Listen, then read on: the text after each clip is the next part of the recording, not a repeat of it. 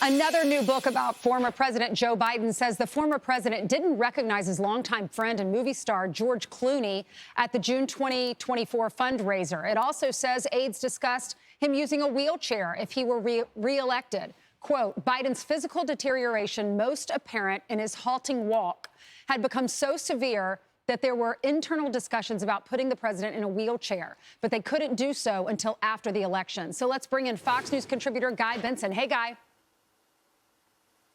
Hey, Ainsley. Good morning. Doesn't this reveal the White House's determination to lie, to conceal, to cover this up?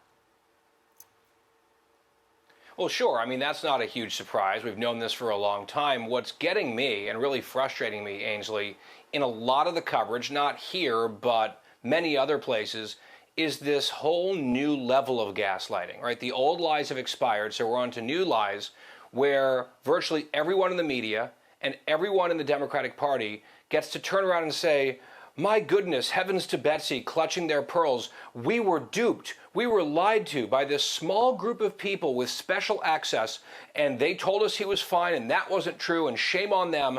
And therefore, they cleanse themselves of responsibility and absolve themselves for everything that they did in support of the lie that was clearly a lie at the time. Like, you didn't need access to the Oval Office to understand there was a problem. You needed access to a television screen or a phone with the internet to watch videos of the president doing things like speaking and walking, right? This was not a carefully guarded secret. It was in the open. Many of us used our powers of observation to call it out at the time. We were called the crazy ones and the liars and the merchants of misinformation and the cheap fakers and all of that.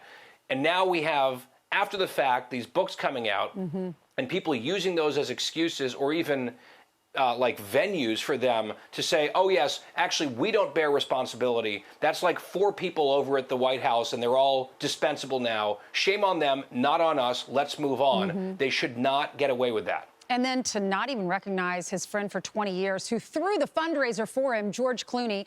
An aide says in the book, quote, you know George Clooney. And then he had to be reminded, oh, yes. All right, let's move on to this next topic. The House Minority Leader, Hakeem Jeffries, is responding to what David Hogg is the vice chair of the DNC. They are trying to oust him. And it turns out the DNC will vote later this year on whether to remove him. And then the House Minority Leader was defending the Democrats. So let me read a quote from what David Hogg said first. He said, today the DNC took its first steps to remove me from my position as vice chair at large. While this vote was based on how the DNC conducted its officers' elections, which I had nothing to do with, it is also impossible to ignore the broader context of my work to reform the party, which loomed large over this vote. Our country's in crisis and too many leaders in the Democratic Party are asleep at the wheel. Then here's Hakeem Jeffries. I think what I'm doing that's different from before is I'm challenging the status quo in a direct way and head on. And that really scares people. But frankly, I think right now, nobody should be comfortable when our country is in a moment of crisis. And I think that there is far too much comfortability across the board. And we need to make sure that we are electing the best people possible in our own party. The vice chair of the DNC, David Hogg, he said today, quote, too many leaders in the Democratic Party are asleep at the wheel. You're obviously a leader in the Democratic Party. Did he mention me by name? He did not, but you are a leader. Okay. Are Democrats asleep at the wheel? Does he have a point, and should he stay in his role? I think I've been very clear about my perspective on David Hogg, and I'm going to defend every single member of the United States House of Representatives in the Democratic caucus. Guy, your response. I mean, that's a punt from Jeffries. I do have to say, as a non-fan of David Hogg, which is probably not a shock to many people, it is a bit delicious that he might lose his post because of a DEI provision within the Democratic Party, and he's not diverse enough, and they didn't do their procedures properly under that rubric, so they might have to do a re-election.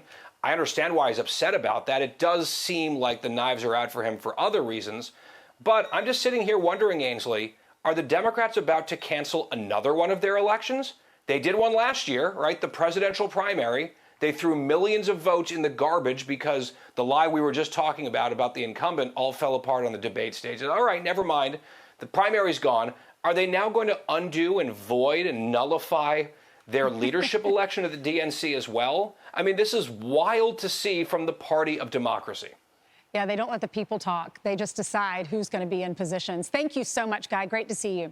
I'm Steve Doocy. I'm Brian Kilmeade. And I'm Ainsley Earhart. And click here to subscribe to the Fox News YouTube page to catch our hottest interviews and most compelling analysis.